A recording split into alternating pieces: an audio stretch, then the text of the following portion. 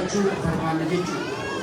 Wanti isarraa qulqulleeffannu maaliif akkuma inni yeroo kanaan dura haasayu biyyattu itti haasawu baay'ee deemee waan jedhe tokko qaba.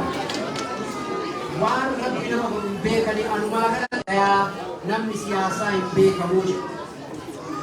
Isa qofaan isaatti jedhu. Kana waan ta'eef shakkii qabdan, shakkii qabnu, gaaffii qabnu mara iyyuu gaafachuu kunuu danda'a. Ilmaan Oromoo biyya Norway keessa jiran baay'ee magaalaa kana kan jiran baay'ee kan gaaffii hedduu mana kana keessa kaasan baay'ee miidiyaa adda addaa irratti kaasan baay'ee asitti dhufanii waan fakkaatu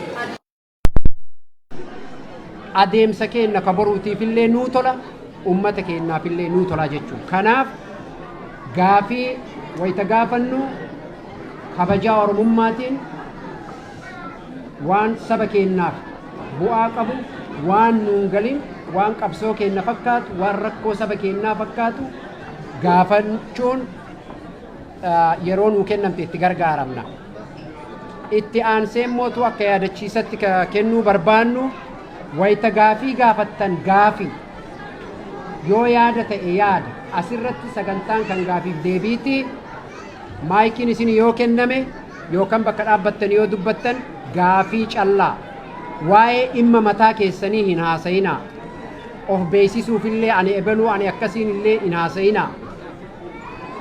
Kanaaf gaafitti deemnee gara isarraa waan barbaannu akka argannu asirratti dammallaash waan dabalee yoo jiraate gara dammallaashittan kennaa. Itti aansuudhaan gaafii ummata irraa fuunaa nullee akka asii gaafii dhiyeessuu dandeenyu mirga akka qabnu nu hayyamee jira.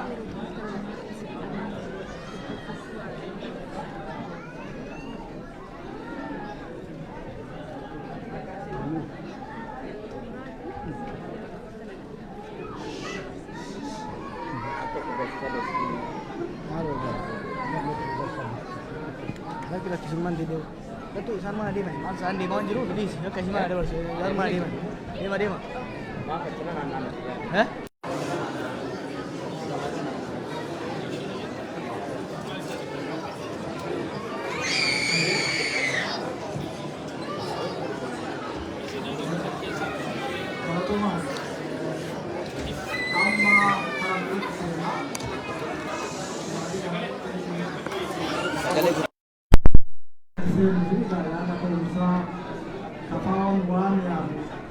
Jawar akkasumatti mul'iseera.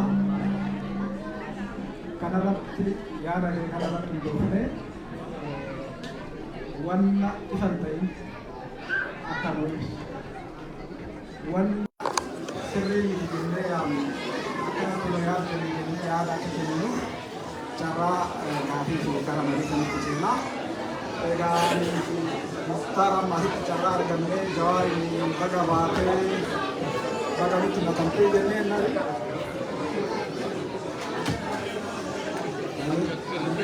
carraa kana namni baay'ee waan naqanneef akkasumas immoo gaafii yoo gaafanne baga baatee baga dhufte yeroo keenya akka fidne al tokko bakkumatee biteenyee yookaan bakkumatee nyaatamee Jawaariin baga baatee baga nutti makamtee baga dhufnee haa jennuuni kan man isin gaafa. Aye, ega gaafii fi deebii kanatti maali? Gamana fuudhaa gamana yoo halaalu karaa lama ittaaseen namni gaafii yookaan yaada qabatan.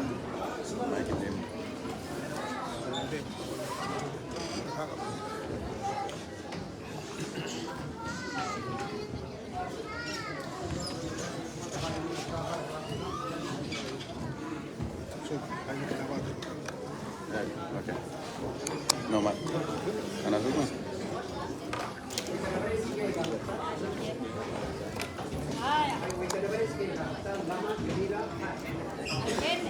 Acá, de más calma.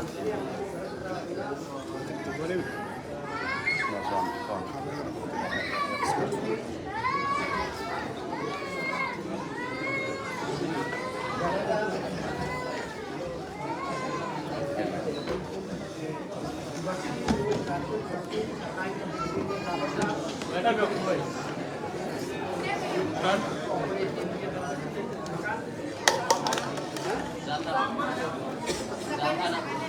Makan ke?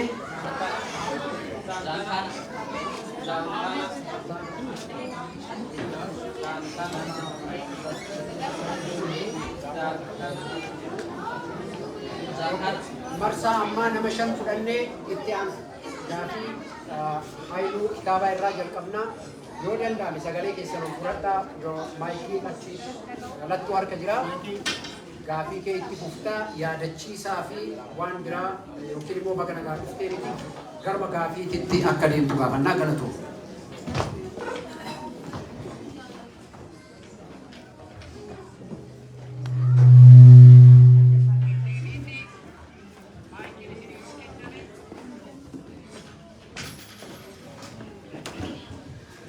Ayah kata tuma cara kana jalqaba argachuu kootii fi yaani nama hiree qabu kana sinjetin jettanii moo yoo afaan qabdanii waan biraati.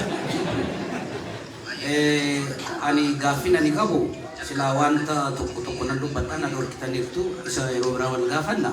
Gaaffin ani qabu waluma bira jirra wallosnoo. Gaaffin ani qabu Jawaar keenyaa fi yeroo hedduu wanti ati dubbattu yeroo ammaa kana especially erga mana hidhaatii baate uummata Oromoo kana gidduutti gaaffii waan baay'eedha uumaa jira. Kana keessaati inni tokko Itoophiyaan otoo hin jigiini Itoophiyaa ijaarree Oromoo achi keessatti mirgisaa waan hundumtuu akka kabajamu goona jettee dubbachaa jirta. Gama biraatiin immoo yeroodhuma as amma Awurooppaa keessa dhufte uummata Oromoo duriyyee lamatu gamaa gamanaan dhaanaa jira waan jedhu tokko dhagayeetiin hin jira.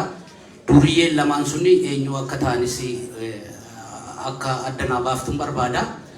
Gama Itoophiyaa ijaaruu kanaani Itoophiyaa dulloomtee jijjigdee kara itti bosbostee boollatti darbamtu dhabde kana maal gooteet dimokiraatisitee mirgi uummata Oromoo achi keessatti kabajamu. Jawaarin kan bara 2018 gaafa kompiitara kee Lammaa Magarsaatti kennite qabsoo uummata Oromoo dabarsitee kennite jettee jedhanis namoonni si komatan hin jiru.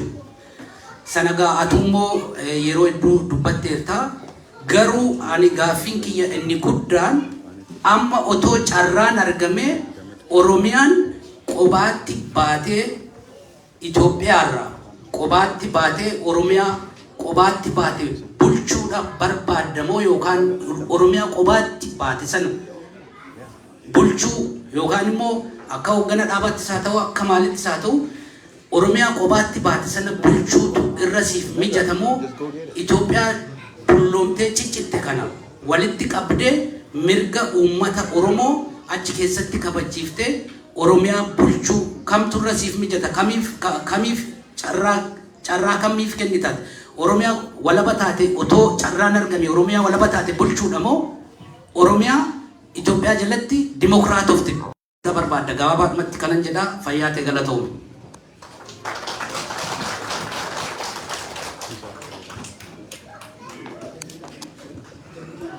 Gaaffiin itti Jamiilaadha.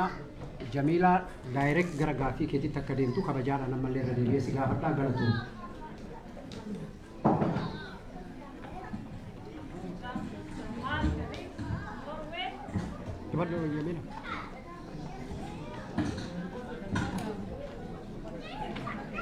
Akkam jirtan ani Jawaar sila ani campaign deema kanatiifaa because of you asinet fedhe kita kiyya beektaa bakkaan deemo wanni ati muhadaraan amma nu dhufteen kun ati waan nama politikaa taate yaada keetii politikaadha yaada isaa uummata isaa dhiyeeffate fudhatama argachuu baate dhiyeeffachuu mirga isaa odo sanin jirru eega asin nu biraa deemte araba hosi singon eega asin nu biraa deemte waan cufa keessa hin seennu lafa Itoophiyaa san ardi Itoophiyaa san ummata Oromoo san nami ammaa tana bulchuu jiru dhuguma ummata Oromooti bahaa bahiin akkuma keessa baanii ni beektaa bakka san geenye madarakas duraanis Oromumaa bulcha duraanis Oromumaa bulcha ammoo Oromolaayizii di Amarlaayizii fudhattee bulchaa jechuudha eegas booda wanni nutti dhalate eega ati hidhamte booda faa amrii takka gara namichi bulchu kun Oromoodha bulchaan Oromoo eega tahee lafa wattaaddara isaa yookiin soojaan isaa harki 8 ilmaan Oromooti opposition leader ka alaalolu kan Oromiyaa barbaadu ilmaan Oromoodha kan gaara keessa jiran Liberation Frontiin addi bilisummaa Oromoodha ardiin tun ardii Oromiyaati wanni ati tuttuute hedduutu jira ummata abbaa gadaa dardara kee ijoollee keenya tuttuutee jira so duuba lafa san irratti eega lafti tun Oromoon bulchuu jirtu eega bulchaan Oromoo ta'e ilmaan Oromoodha ati shanee deeggarta ja'anii ilmaan haadha duraa fuudhanii asitti ajjeesan haadhaaf abbaa asitti ajjeesan haadhaaf abbaa asitti ajjeesan amri akkana tana nuti jira biyya san keessatti sa eega kana ta'a samaatu deemaa jira biyya san nuti Oromiyaa barbaada ni beekna kalees Oromoo jechaa dubbachaa jira arraas Oromiyaa jechaatu nu jira wattaaddarri Abiyyi Ahmad yookiin loltuun Itoophiyaadha ilmaan Oromoo fixaa jirtu tun ummatuma keenya khagaara ilbooliisuu isaa ajjeesaa jira ilma amata 8 oli haadhaaf abbaan ittiin gaafatamu mana keessaa baasanii alatti ajjeesaa jira what is solution my brother biisa kisa maatu deemaa jira haya kan ramadaan adda bilisummaa Oromoodha keessaahu noodaan istaan karaa keenya karaa ati beektu loqoda xiqqoo keessa caccabsa badhe kana keessa ummanni sun jarichi jiru sun wanni ta'e gaardii ta'e gaardii gaafa ati dhufte naa gaafa ati as dhuftee qottesan maa mana keessaa baastee gostummaan ta'e agartee gaarrii warreen akka ofitti maayikiroofoonii dhiira ajjeesanii saalaan barsiisaa ture. Politika lafteenyaa san naannoo ollaasa waan deemaa jiru ni agarta. Mee hogguu wanni kun nutti laaqama.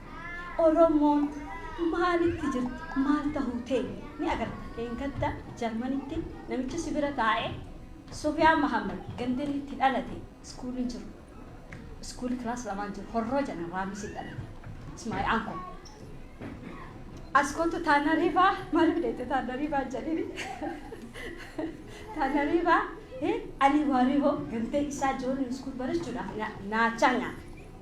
Gaara sanitti dabraniiti galaana maanyaa dabraniiti baratan. Ilmaan Oromoodhaa sa'a 5 xayyaaraan deemtee walitti dhufte. Ati asii halee nurraa deemteeti namicha raamisi dhalate dubbiste namicha Taanariifaa dhalate bishaan maanya afaan bobbaasaa dhalate dubbiste. Because you are political. Ati ilma Oromoo cufti si jaalladha. Tanaaf siin jedhee si jaalanna obboleessa kiyya ani maayaadha warri ni yaadatta kasi baga jiraatte soddaa kiyya yooyya.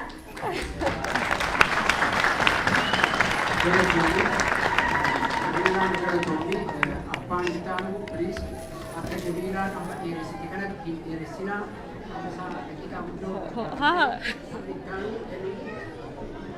buntiinaa Benar, ini makin satu. Benar. kami kanaan dura haaliin jabiiraadhaan hin gaafatamin yeroo gaafattan Ini reo. deebilee bu'aa qaba. Cirra. Kaatanillee gara dhuftan rakkoo qabu.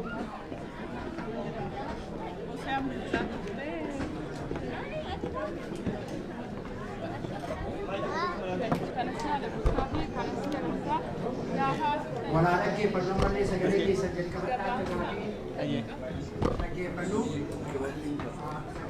Tole, nageettani? Ayyee. Yoo an dhagaa hamaa jedhe tokko tokko na barreessi maaya. xiqqeessisi. Baga rabbii si baase Jawaar. In gabaabsa. 2010 yoo xiqqaate 11 irraa jalqabee teessisii from dictatorship to democracy jedhu apply godhu akka yaalaa jirtu dhiyooma tanallee dubbattee jirta. Bareedaadha.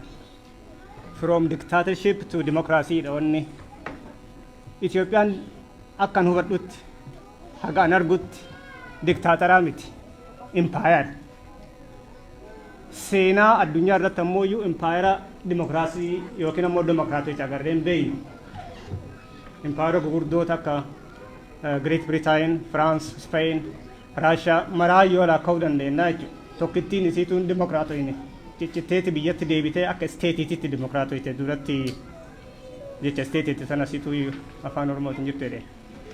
Akka isteetaatitti dimokiraatota malee akka empayiraatitti dimokiraatota jechuudha. Duuba gaafiin kiyya akkamitti foormulaan sun yookiin ammoo dubbiin teessisaan keessa jirtu suni Xoobbiyaa tanarratti apply ta'uu danda'a yookiin ammoo empire irratti apply godhuu danda'a. Tokko kana. Ka biraa ammoo gabaabinumatti Oromoof yaaduma kun. Jawaariin numarti nu hin jaalanna. Gariin kenna yaada isaan oppos goonaa. Haa ta'u ammoo iyyuu dynamism saayidduu nutti tola. Very effective, especially haga gaafa OMN ni jaariyaas baay'ee support godhaan jira. Oromoon guutuu support godhaa. Ufiinuu duuti maa ufuuti jedhan. Itoophiyaan hin dimokiraatisiitii miti. Jawaariif carraa osoo kennine haa yaalu. Itoophiyaan hin dimokiraatisi ufiinuu caccabdi. Ka caccabsu immoo Oromoo miti. Habashamatu caccabsa. Habashamatu diiga. Haa yaalu. Maaliif sheetiif boru yoo hadha Jawaar Itoophiyaa tana suphuu irratti hin milkaa'in boru namni Itoophiyaa hin suphina jedhee nutti bahee nutti dubbatuu danda'u hin jiru jechuudha. No one namni haga Jawaar Itoophiyaa tana agartee karaa dhugamaa nama maraafuuyyuu mijootuu taateen habashoota waan hin ta'in jechuudha. Itoophiyaa tana suphuuf yaalaa jiru akka waan hin jirreetti nan mul'ata. Gaataa jira. Tana haa obsinuufi jedhuu barbaade garuu gaafiin kiyya takkatti maalaa teessisiin sun apply ta'uu dandeetti empire irratti. Ulfaadha.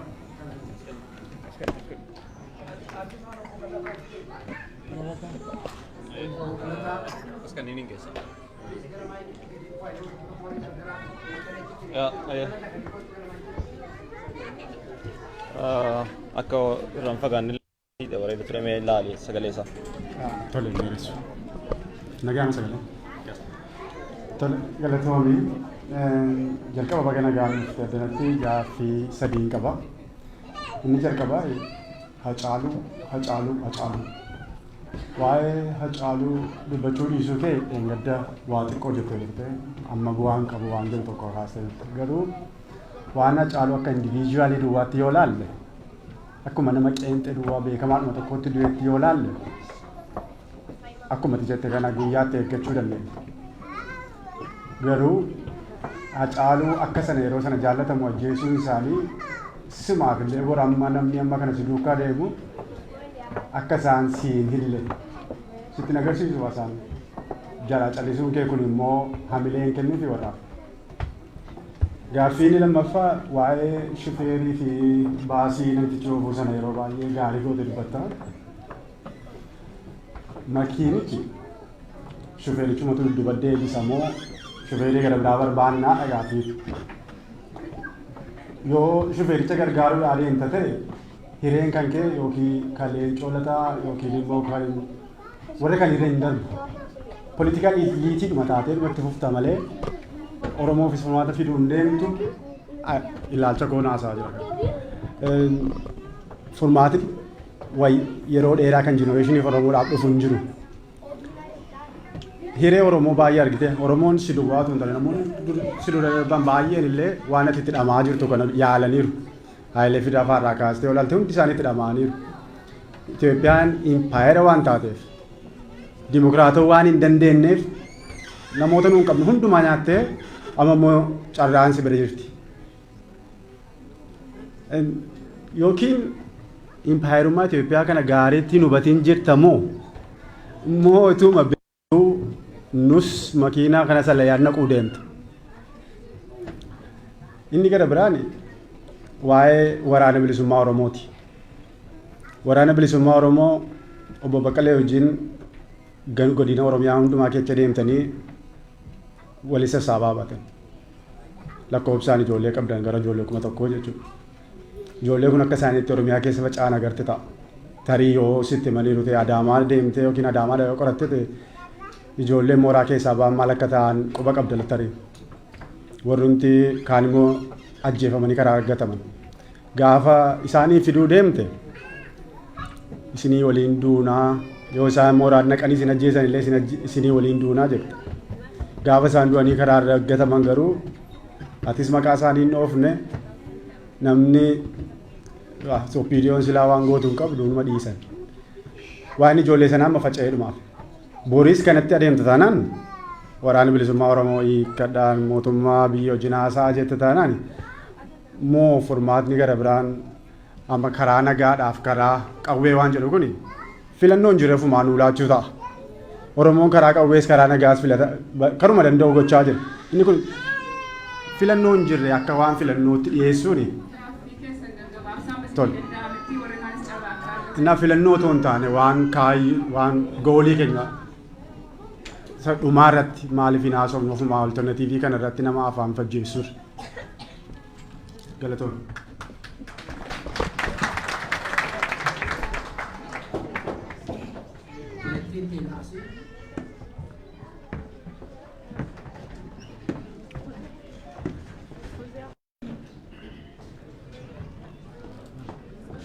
No.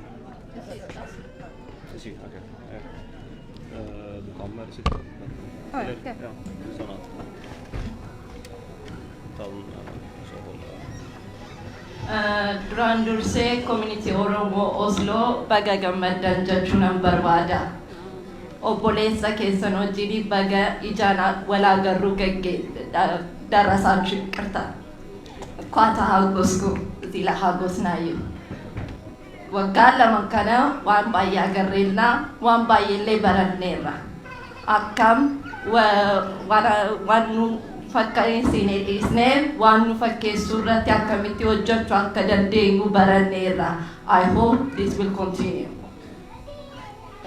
Johar baga Waaqni si baasee እንኳን ፈጠረካ afaan lamaanuu sirriitti waan hin dandeenyeef afaan sirriitti itti danda'uun gaaffii kiyyaa kan gaafadhuun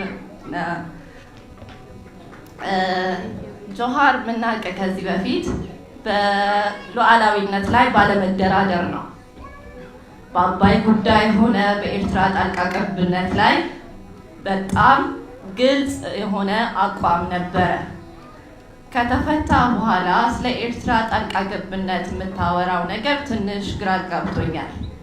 የኤርትራ መንግስት ወይንም ኤርትራ እንደ አገር ከሱዳን፣ ከኬንያ፣ ከሶማሊያ የሚለዩት በምንድን ነው?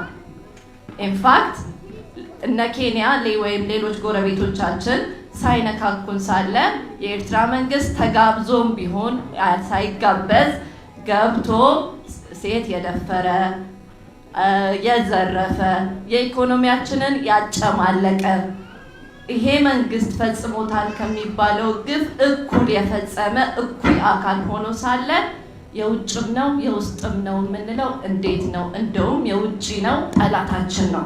በተለይ እንደ ፌደራል ራስን እንደ ፌደራሊስት አይተ የኢትዮጵያ ፌደራላዊ መንግስትን አጸናለው አብሬ ከሌላ ብሔር ብሔረሰቦች ጋር እቆማለሁ የምትል ከሆነ እዚህ ላይ ግልጽ አቋም ሊኖርህ አይገባም ወይ? ጥያቄ ይሄ ነው። ሁለተኛ ጥያቄን በኦሮምኛ ላድርገው።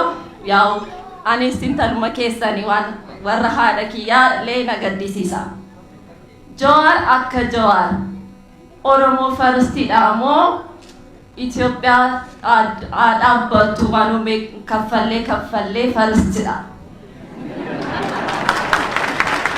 ገለቶማ ያቀኔለ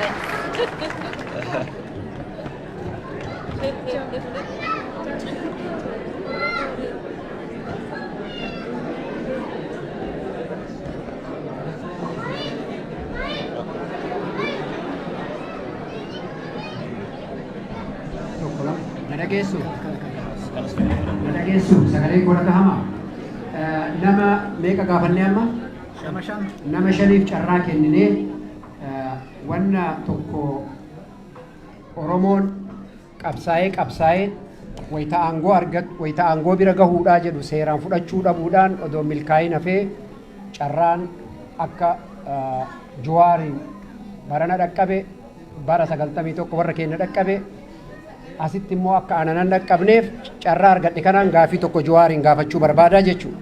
Anilleen gaafiin kiyya kan gaafii Haayiluutii fi yaadataatiin wal fakkaatu. Gaafiin kiyya waan ummatni Oromoo martinuu hin yaada jedhee yaadu tokko an akka kiyyatti. Itiyoophiyaan hin diigamtii, Itiyoophiyaan hin jigdii, mootummaa mitii ka jigu biyyatu jigaa. Gaafa biyyi jige akka Siiriyaa fi akka Liibiyaa taanaa jedhee jecha nama sodaachisu tokko dubbachaa jira. Kuni dhugumatti nama sodaachisa. Kanaaf immoo malli kana jedhee wayita inni dubbatu hin dhageenye Jawaariin gaafiin kiyya. Itoophiyaa amma jirtu keessatti uummanni Tigraay waraana mataa isaa qaba. Daangaa isaa eeggatee jira. Uummanni Affaar waraana mataa isaa qaba. Uummanni Sumaalee waraana mataa isaa qaba. Ogaadeen jechuu kiyya. Oromiyaan waraana Oromoo ajjeesu liyyuu haayilii Oromoo ajjeesu kan mootummaa PP'dhaaf lolu kana akka waraanatti qabdi.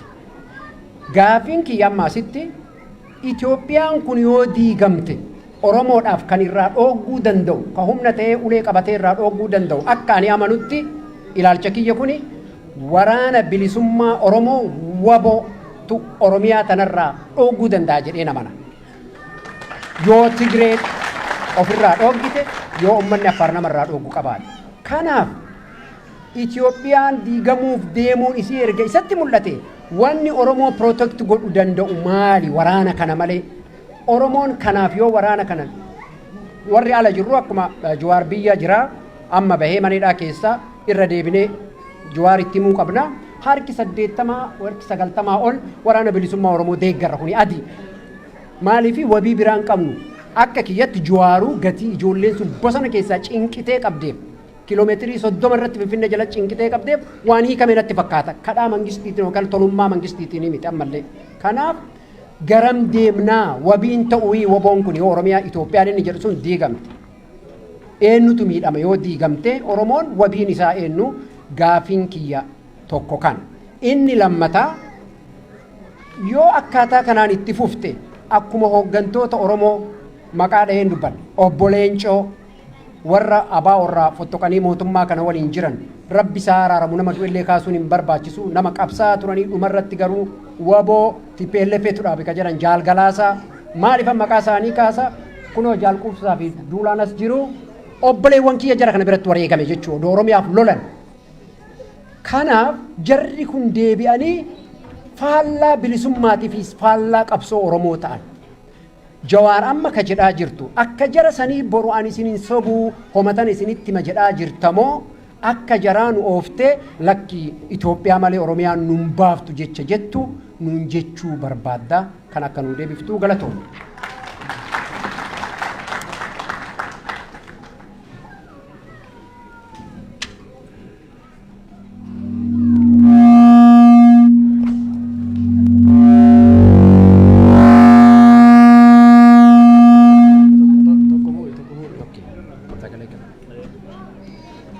Jarri walistoota kun korrabii hojjetaa jedhanii ibsan. Tokko muudee as dhufu. Itti aansee tura hiriyaa isaanii kitaabatiif kenne. Sunnan geenne dhee taayiluu kitaabaa gaafate irratti mismaara 12 iddoo waraanii gaafate irratti this corruption. Kana sun dhaabachuu qabna corruption jedhamu.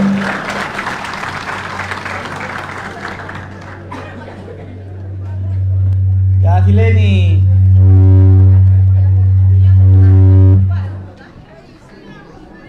gaafileen kaafte jajjabdu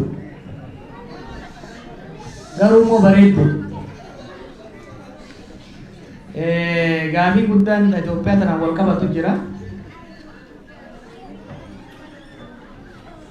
sanumarraa eegalu wanta tokko tokko ka dhaadannoo ta'ee qabsoo Oromoo keessa dhugaa fakkaatee dhufe jira hin empire diigamtu malee dimokiraatoftuu ka jedhu. Cinaansaa dhugaa miti. Ada kettaniin cinaansaa dhugaa miti. Biyyoonni addunyaarra jiran kun hedduun isaanii lolaan uumaman, lola sabootatiin. Lola sabootaa kanatu state waan jennuun kan uume irra caalatti naannoo Awurooppaa kanatti eegale.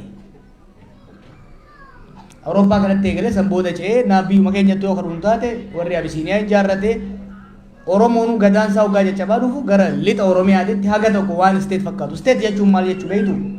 Mootummaa ta'ee ka sochii waraanaa daangaa lafaa san keessa ka daangaa qabu tokko. Daangaa san keessa sochii deemu san irratti olaantummaa ka qabu ka inni qofti itti ajaju. Sadaffaa ka gibira guuruu danda'u jechuu state jechuun. State formation kana keessatti jalqabni isaa almost always walitti bu'iinsa sabootatiin. Maaliif biyyoota dura state dura nation ture jechuudha. Wanni ture saboota ture. Walitti bu'iinsa sabootaa kanaan wanni state jedhu kun uumame. Walitti bu'iinsan mootiin tokko olaantummaa argachuudhaan olaantummaa saba isaa takka gartuu isaa ollarratti dhiibuudhaan saamuun eenyummaa irratti turuudhaan deemama. Kun walitti bu'iinsa uume. Impaayerota akka Habsburg, akka Ispaanyaa kanneen naannoo isin jirtan kana turan. Warri Vaayikingii keessa kun akka Ingilaandi deemee ture beekaa ture. Amma yeroo sanitti adeemsi biyya uumuus walitti bu'iinsa uume. Adeemsi biyya konsolidate godhanii olaantummaa garee tokkoo godhuutis fincila uume. Kun gaafiin ka'e. Nationalism sabboonuma waan jennuun kun waan bardibbee 1919 keessa ba'e beektu. Gaafiin fincila kanaa gaafii kaase hayyoota jidduutti fi warra state uumuu keessatti. Yaadni duraa maali? Biyya tokko keessatti saboonni afaan adda addaa, amantii adda addaa, gartuu adda addaa ta'an jiraachuu hin danda'ani. Kanaafuu saba tokko eega humnaan qabatte booddee yoo biyyatti jijjiiruu barbaadde humnaan cabayte afaan tokko, ilaalcha tokko akka qabaatan. Steetii fi sabni tokko akka ta'u, the state and nation tokko akka ta'u yoo goote wayyaa yaani joo ka'e. Biyyoonni gariin itti milkaa'an fakkeenyaaf France. Biyyi France tuni saboota hedduu keessa ture. Sochii godhameen saboonni cafa qabanii eenyummaan isaa dhabamsiifamee waan tokkotti akka malu godhan. Biyyoonni biraallee irraa korrojan. Irraa korrojanitti yaallan inumaa dhodhoosee biyyoota facaase.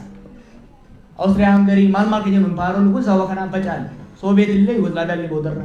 Warri humnaan cafa hin hoggaa jedhan keessattuu yeroo sabichi silaa gartuun saba keessaa ba'e sun humna dhabee humna ittiin cafagu yeroo itti dhabe yeroo immoo humni fincilaa cimaa itti ta'e ni kufanii jechuudha.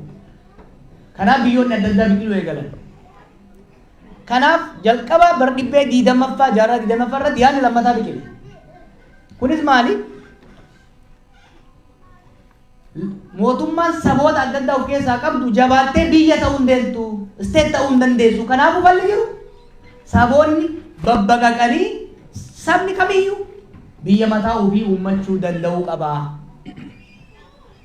Woodrow Wilson fa'aa booda immoo Woodrow Wilson dura Lenin fa'aa booda immoo Woodrow Wilson fa'aanis yaada self determination jedhu kana fidan jechuudha. Saboonni hunduu hiree ofii murteeffatanii of bulchuu qabu. Biyyi tokko saba fedhii adda addaa qabu, afaan adda addaa qabu, eenyummaa adda addaa qabu qabaachuu hin danda'u yaadni jedhu deema.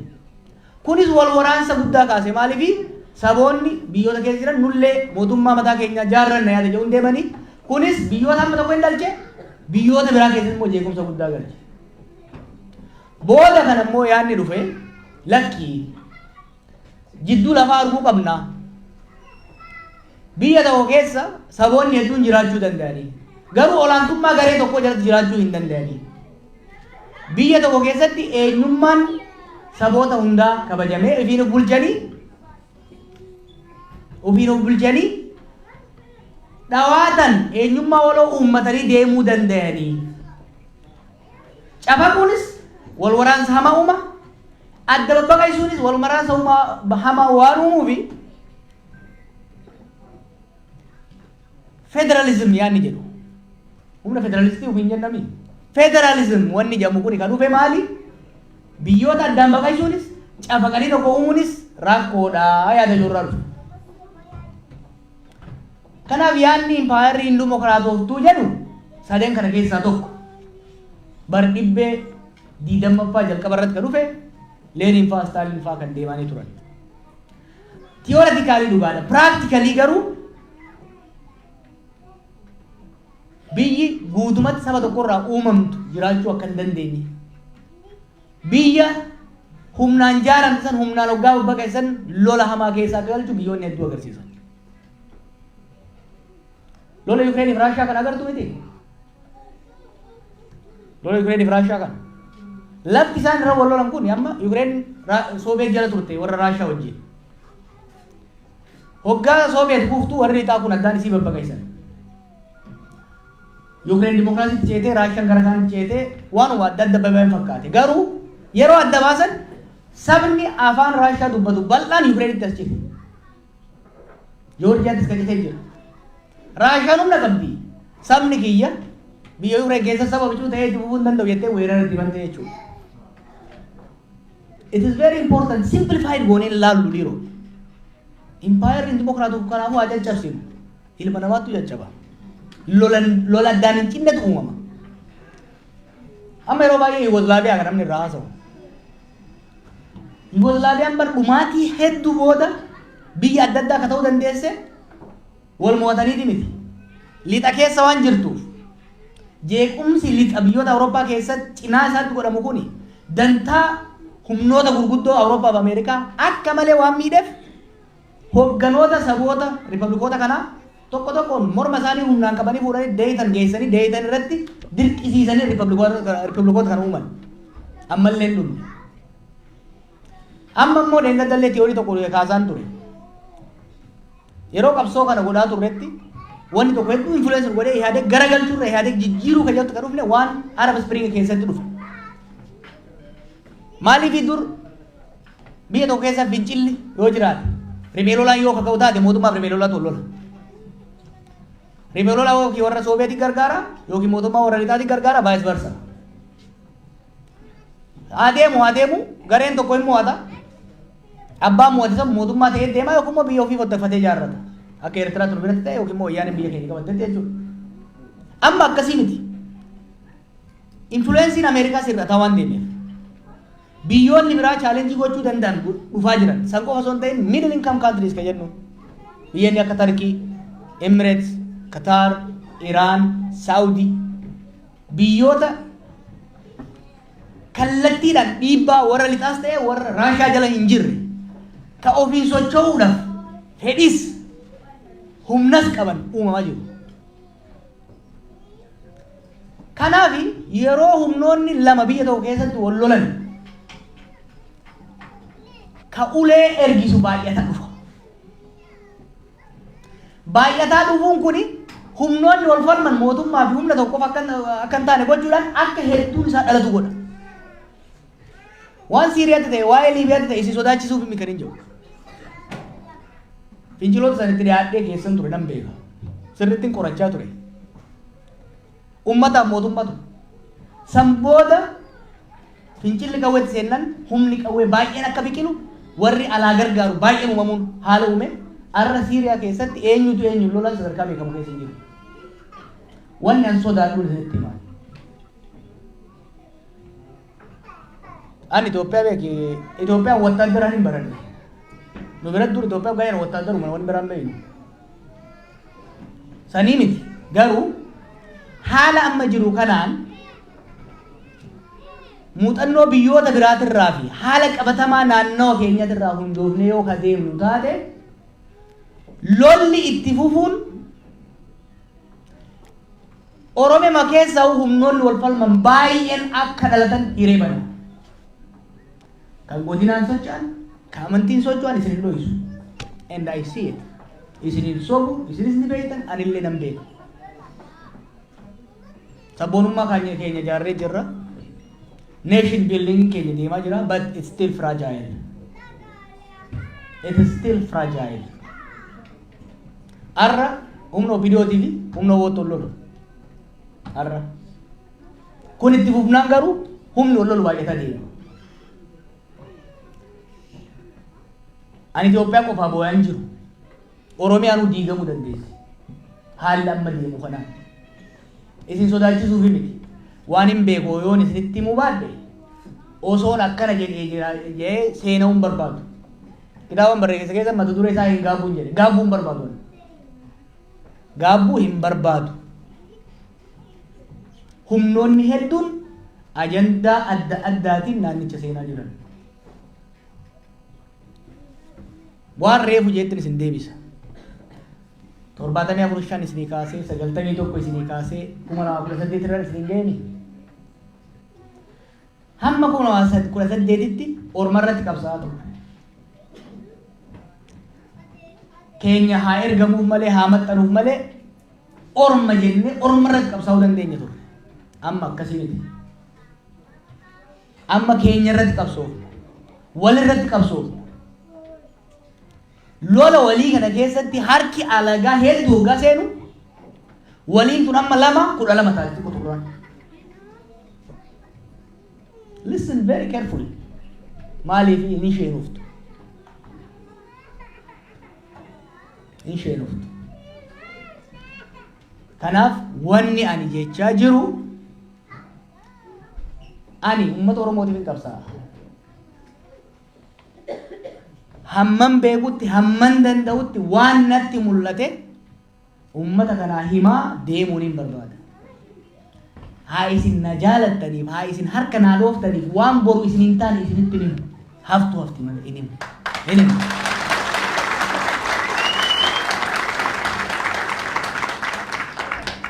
Laafa bar goonellee beeyna godhaa ture hoggansi adda addaa.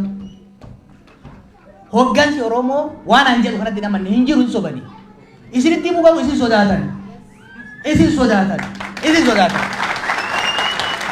They lie to you. Ani garuu dhugaa isinitti himee huccuu narraa baasu isinii wayya. Naa wayya naa. Ana akka malaalutti Oromoof ka ta'u Oromiyaaf ka ta'u ollaa keenyaaf kan ta'u empire motortortu isin jettan san qooybinee suphinee kabne mirga keenya keessatti kabachiifne ka ormallee kabajuutu nu ta'a. Rakkoo amma jiru harkan dhayina dhiisa rakkoo amma jiru isinitti manamu. Warri rakkoo guddaa keessa enne jirra bara argaan jirtan malee. Ela arra impaayiratii ka mataarra taa'u Oromoo. Nu ajjeesa maqaa keenyan immoo orma ajjeesa. Nu miidha laalaa qabna. Orma miidha diina nutti horaa jira. You understand? Dilemaan amma Oromoon keessa jiru takkaa waan akkanaa keessa seenee hin beeku. So let's be very careful. Reflect yaa goonu laalaa qabna. Wareegama kafalaa jirra. Wareegama kafallees jirra. Wareegama garuu ka kafallu biyya ijaaruudhaaf. Saba keenya du'a keessaa baasuudhaaf. Saba keenya hiyyummaa keessaa baasuudhaaf. Lolaan ittiin deemnaa biyya san keessatti impaayera tana diignu malee yoo ka jennu taate nutu inni diigamna dhugaan isinitti hima. Tokko haala qabatamaa kana lammaffaa humna ciccimaatu jira. Ka biyya san diiguus barbaadu ka biyya sun akka hin diigamnes barbaadu.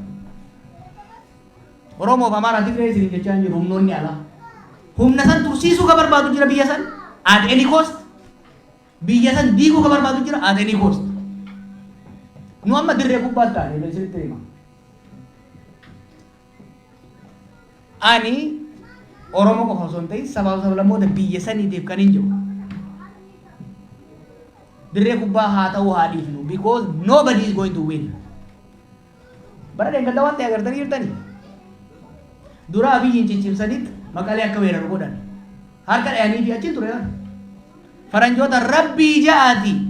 Jarri kun wal loluuf deema warri Finfinnee Maqalee kuni dura seena jennaan haa itti ciru nuun jechaa ture. Itti cire. hoggaa inni bakka isaan kaase jarammoo gargaaranii fidan ol isatti immoo ciran hoggaa jarri finfinnee jala ga'u dachaa ajaniin. Do you understand the game? Kana rakkoon jira. Ummata keenya yoo kaayaan nu taate tokkoffaa lolli dhaabbachuu qaba. Ani waraanni hiikkachuu qaban jenna. Ani humni Tigraayis jiru, ka Oromiyaas jiru, ka Beenishaangol Gumuuzis jiru, humna Finfinnee jiru wajjin. Humna Finfinnee jiru wajjin dirdiri keessaa seenudha. Dhagaa. Dhiisa harka dhiisa.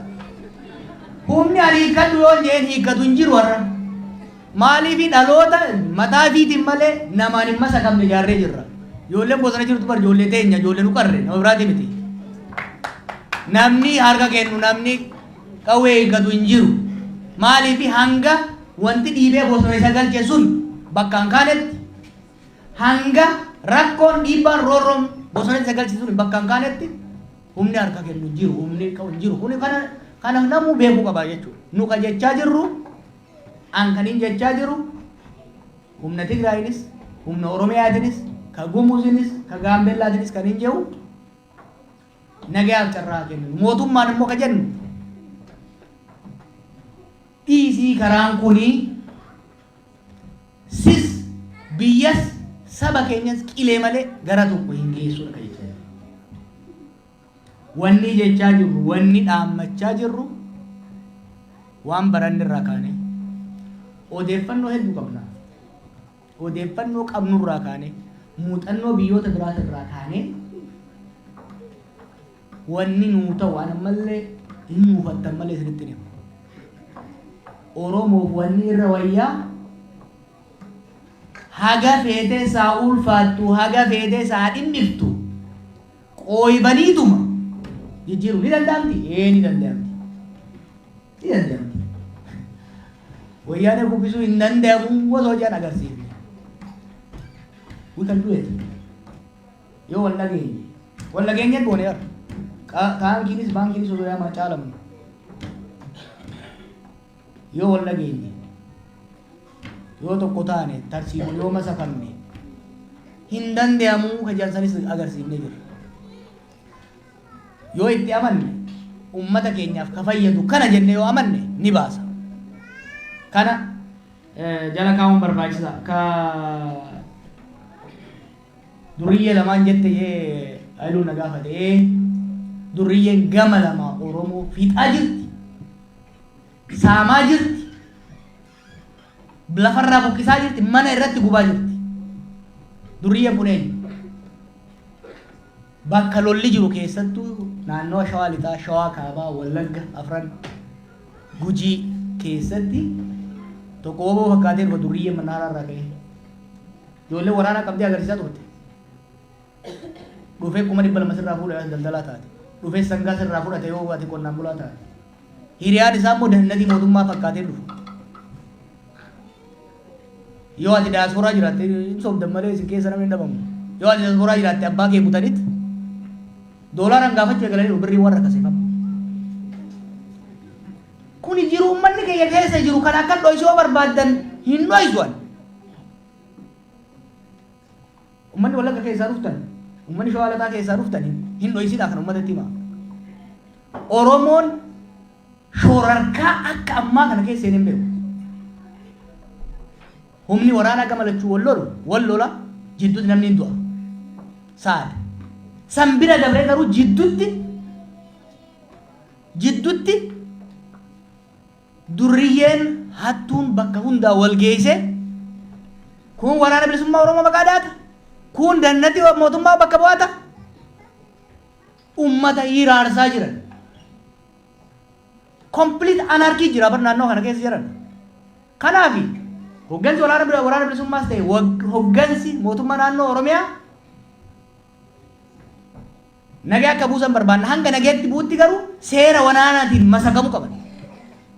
Waraana ofii adaba itti godhanii kan san bira dabrummoo akka amma eegalan kanatti saaxila baasanii tarkaanfii irratti fudhatanii ummata haara galfachiisuu qaban. Dhagaye kan nama butee mallaqa namarraa guuru ka sangaa tokko lama ta'ee tokko sangaa tokko irraa fudhatu tokko immoo kanaa kenniti irraa qalatu kanaan durriyyeen jee yoo naan jette maqaa biraa naafit kan irra hamaa itti dha'ani. Okay? This is serious. Ani bar odeeffannoo qabatamaan asitti hima. Every day namni mana kiyya finfinnee dhuftan arguun ooltan. Namni mana kiyya dhufa naannoo kanarraa ragaa qabatamaa wajjin. Kanaaf ani durriyyee mootummaanis hin jenne waraana bilisummaa Oromootiinis hin jenne. Maaliif humni waraana seerantiin talagamuu qaba. Jidduu kana keessa garuu hattuun akka malee seentee uummata miidhaa jirti. Hattuun tun dhaabbachuu qabdi. Wannummaan waraanni akka dhaabatu barbaaduuf keessaa tokko reefu maaliif hin jenne waraana adda addaatu baay'ataa hin jenne. Hattuun tun booda waraana taate as baati. Arra saamtuudha shiftaa birarra jidduu deemtee tokko dannati jedha tokko wabo jee biyya saama. Xiqqoo deemnan garuu humna dabalataa deemtu waan saamtu kanaa fi waan alaa argattu. Dimokiraatii Rippaabilika Koongoo beektanii humna lamaan eegalee bara. Arra mashaqqaan uummanni sun waggaa 60 keessatti dabaree kun irraa akka uumame kanarraa dhufaa jechuudha. Kanaaf kana bifa saniin hubachuun barbaachisaa. Gara buleetii xaanaa riifaa dabara baaltoo ol beekna fokka. Amma dulloomne waan baaltoo hin kaasin namni ni jira. Ela ummanni akkana si deebi'e Keeniyaa dhaqee ture. Abiyyi akka filameen dhaqee ture yoo yaadatta. Hamilee mirqaana dammaqiinsa uummanni keenya Keeniyaa keessa jiru nama jajjabaa hedduu qabna biyya sanii. Dammaqiinsa gammachuu isaan qabaachaa turan. Haga irratti jiran deemu. Har'a immoo waggaa Oromoon wal nyaattee wal balleessitee ifii ta'uu dhabdeerra isaaniif illee rakkoo taatee jirti irra. Leengadda dhaqeetiin jiru. Haali waaree sargeetiin namoota biraa sargeetiin jiru. Qalbii cabni demoralization isaan jidduutti mul'atu baay'ee nama gaddisiisa. Nu warra Oromiyaa keessaa dhiisiti obboleeyyan keenya daangaa biraa keessa jiraniifillee madda rakkoo ta'anii jechuudha. Kanaaf baay'ee wanni nama yaaddachiisa. Furmaanni maali kanaan jetteef waan reefu sanatti hin deebi'a. 75 hanga tokko nu kennitee hanga tokko nu waafe. 91 hanga tokko injifannee hanga tokko nu waafe. 2018 sirna alagaa baafnee keenya baafne jennee ol keenye nuun taane maaltu nu waafe. Ana akka kiyyatti wanni nu waafe self governance. Amma saba master plan fincillee miti. Master jaarsi tokko waan naan jee jarri amala duris lafarraa kaaftii zabana yaadek sadiis lafarraa kaaftee lafa gurguran. Amma immoo daran oo'ee jira saamichi lafa. Aboo naan jee ati bara bineensa tokko jalaa bilisan waamte jetteeti rakkoo nutti humte akkama abboo jennaan. Dur jara amma jiru kana jara amma lafa gurguratana wayyaaneen lugaama itti gooteeti lugaama san keessaa nu nyaatti turte amma wayyaaneen kanaan lugaama baabatanii jiranii laal rakkooleen takka jala waggaa baanu takka nutti dhufaa jirti. Gaafiin amma Oromoodhaaf hafe wanni Oromoodhaaf hafe maali jennee waggaa laalle an akka kiyyatti gaafii sadii qaba jedhu Oromoon. Gaafii eenyummaa qaba. Gaafii qabeenyaa qaba. Gaafii mootummaa ofii filateen buluu qaba. Kan artikuleet goonee kan itti aanu mootummaa ofii filateen yoo ka bulu taate saamichi irrallee dhaabachuu baatu silaa mootummaan korrapshiniin dhiiftu Afrikatti irrata. Kanaaf sanirratti fuulleffannee yoo deemte achi gahuudhaaf garuu lolli kun dhaabachuu qaba. Isinitti hima lolli kun itti fufnaan rakkoorraan dabalamaa deema malee furmaanni hin dhufu. Mootummaan tunis kana daran salphatti ummanni keenyas kana daran dhufu. Bar ummanni keenya hanga waggoota 27 alagaa jalatti dhumerra waggoota 4 kana irra dhume akkasii miti. Maaliif namni garaa waliin jabaata obboleessatti. Kanaaf falli jiru akka kiyyatu lola dhaabne dirree deebisu waa'ee otobisa Ote bisa balasan kombolesi dia jiwa sih, kalau tak kasih fakkat. Oto bisa san, umat orang mau dikasih jiwa. Sawah salami miskina kasih jiwa. Abo di saw sojen, roba kesa, irrangade, ferena kutani ti demani turan. Amma sorong to kujir. Bikan angga jigembo yani haguma habe olka bana kas yani ni.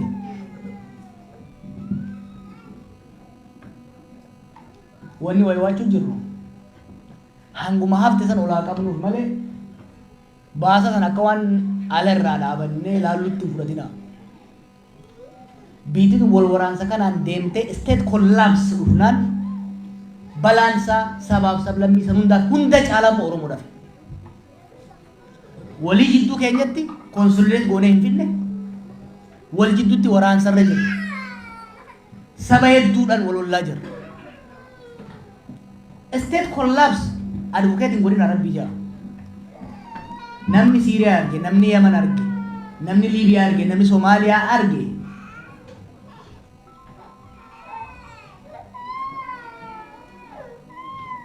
ani gama kiyyatti advocating godina mata jirutti sabbata maran Ethiopia jirtu sanirraa adda baane yoo kabaanu taates Ethiopia akka saatti yoo fudhattan naannoleen amma jira kun lakkuu garaa isii keessa jirtu baanee jibicha taana'u warri jedhee yaadu saanii tun amma duunaa wajji du'aa kana beekuu barbaachisa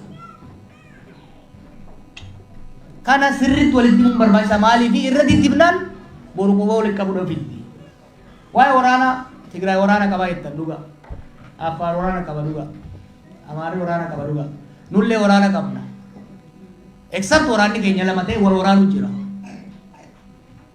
kana waqatina Oromiyaa keessa kan wal waraanaa jiru Oromo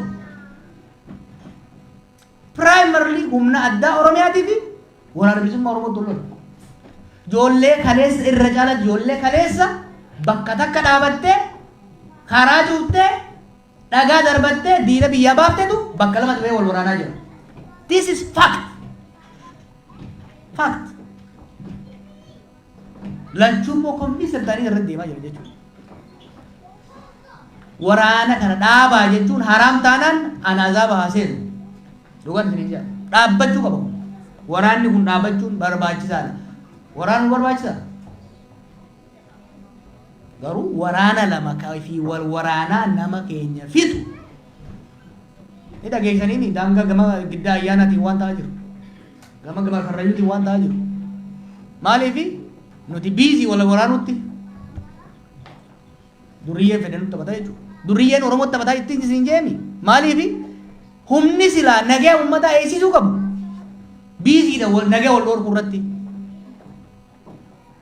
kanarraa ka'eeti sanillee isinii kaase Acaalu akka nama qeenteetti ilaaltaa Acaalu akka nama qeenteetti ilaallu ajjeechaa isaatis akka ajjeechaa nama tokkotti osoo hin taane akka turning pointiitti ilaalla kanaaf laaftutti bari isinis justice for Acaalu jechaa turtanii miti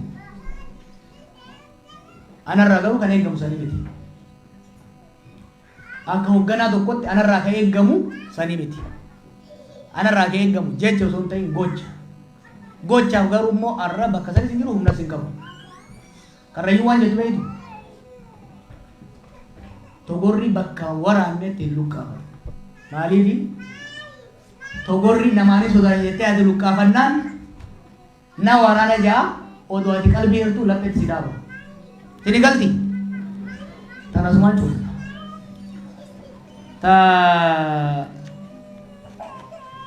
Tanah Bakala wajib deh, belum sudah. Kesewayu. Komprehensif agama itu kan dah ber. Kata kerai gar tanas tu, ya tanas emat tahu dia ke. Apa rumah sih pun? Bamarnya lah beli segera.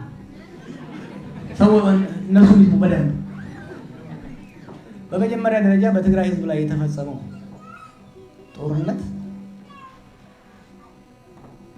በጣም የሚያሳዝን ነው።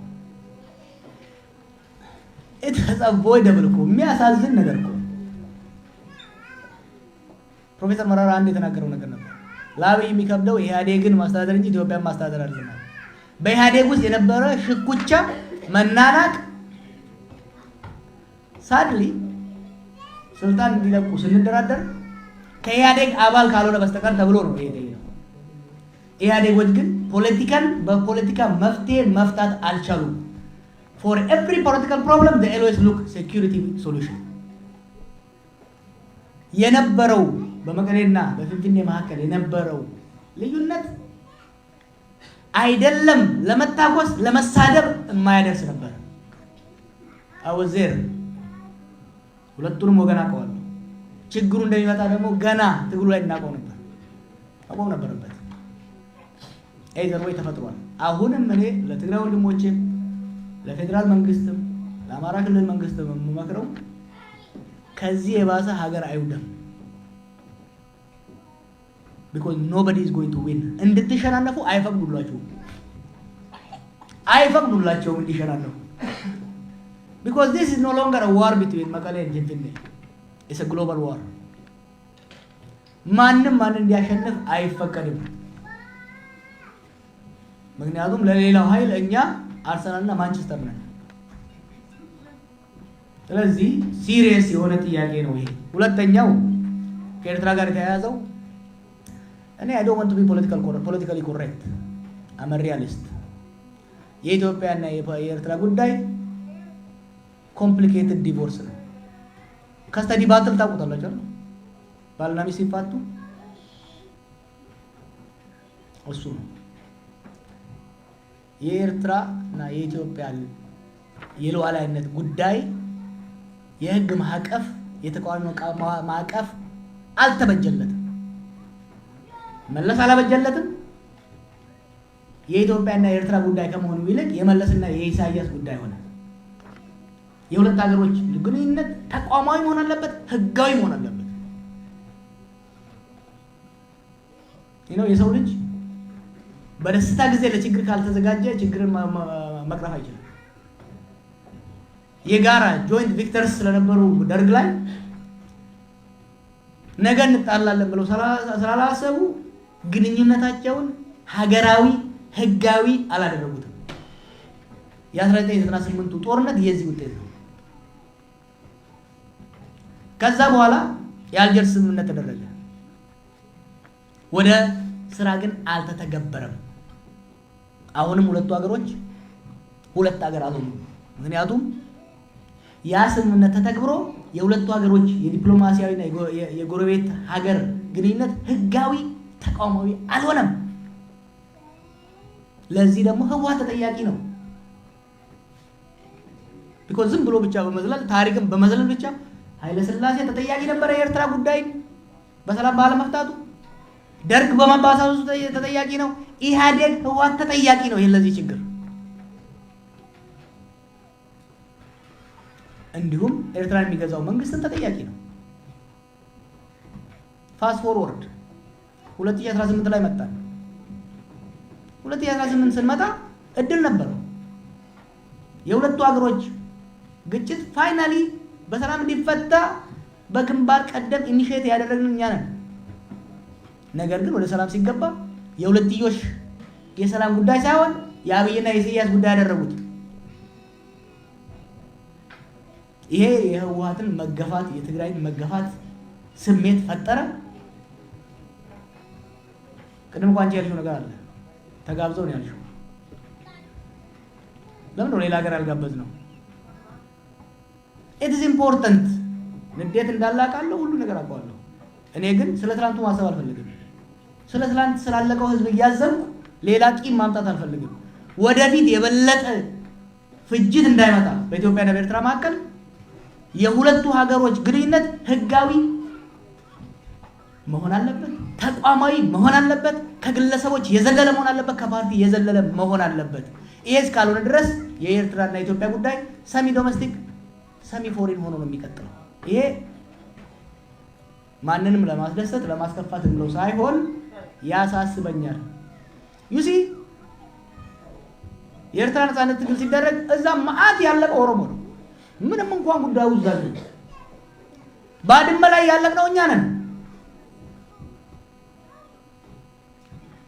ስለዚህ it affects us። ኤርትራን በመርገም ትግራይን በመርገም አብይን በመርገም ላስጨፍር እችላለሁ፣ እዚህ ላስጨፍር። መፍትሄ ግን ላመጣ አልችልም።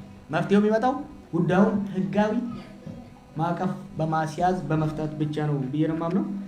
እጋ ሰገንታኔ ዱዴሜ ወናን ስለዳም ani marii kana barbaadeetiin kontroversii kana eegalchiise. Bishaan ciisuun ta'u ni raamaya.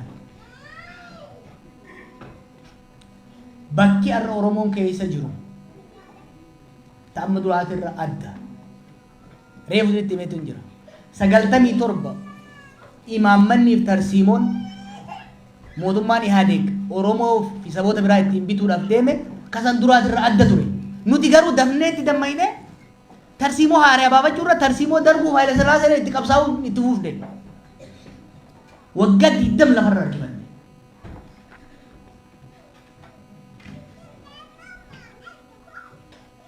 Kuma 2018 ammas jijjiiramaa dhufe.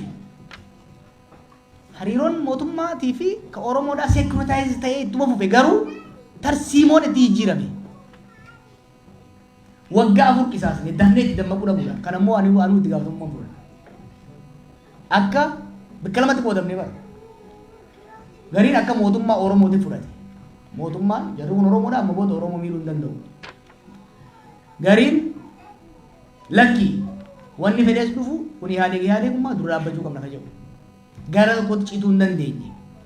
Tarsiimoo qabsoodhaa kan mootummaadhaan gitu baasuu hin dandeenye. Waggaa 4 qisaasne. Amma sirriitti dammayne tarsiimoo sirna kanaan gitu maali ala amma imbaayarri adii gamu jetta reefu. Wardiyaan imbaayaraa amma Oromoodha. Cinqiin isni galaa miti. Amma kasin dura dhaabatu ni diina jettanis zabanyaan si Oromo. It's not easy. Wallaafaa miti. Kanaaf we have to think carefully. Wani yaada kana kaasuu fi furmaataan qaba jechuu akka itti yaadnuufi. Dubbiin ta durii miti. Mana hidhaa keessatti eenyu hedduu beekne hedduu itti yaadne. Dongorri guddaan nuti hojjanne tarsiimoo Ihaadeeg irratti itti qabsoofne Biltsiginnaa irratti itti fuufne jechuu. Ihaadeeg Tigreetu itti mataa ture. Biltsiginnaa Oromootu itti mataa. This fundamental shift. Kana careful deemnu bu'aanan biyya diina, saba keenya diina, uummata keenya diina. Abshaalummaan deemnaan garuu humnatti jijjiiruu dandeenya. Kana zirzirii isinitti himu. Gamnummaan itti deemnaan sirriitti qorannee itti deemnaan maal isin jee? Gaafa Hayilee Fidaatii jettan. Gaafa Hayilee Fidaatii Oromoon irraa buufatee jira kasaaraa qofaami. Lafa deeffate. Ni jira rabboonni as keessa jira warri haabsan godhe. Osoo lafti deebi'uu baatte qabsoon abaawoodhaa Harargee keessatti biqiluu hin dandeessu turte. 91 Oromiyaa fi qubee dhaabbanne itti fayyadamne osoo Oromiyaa fi qubeen dhaabachuu baatte dhaloonni qubee dhufee qeerroo jaaree sirra san hin qaarsu ture. Ammas waan irraa argannee jira. Yoo xiqqaate haardweeriin keenya soofteeriitu bakka biraa malee. Soofteerii abdeet gochuudha gaafata jechuudha. Walii galla. Galatooma nagaa naa bulaa iddoo dhufaadha.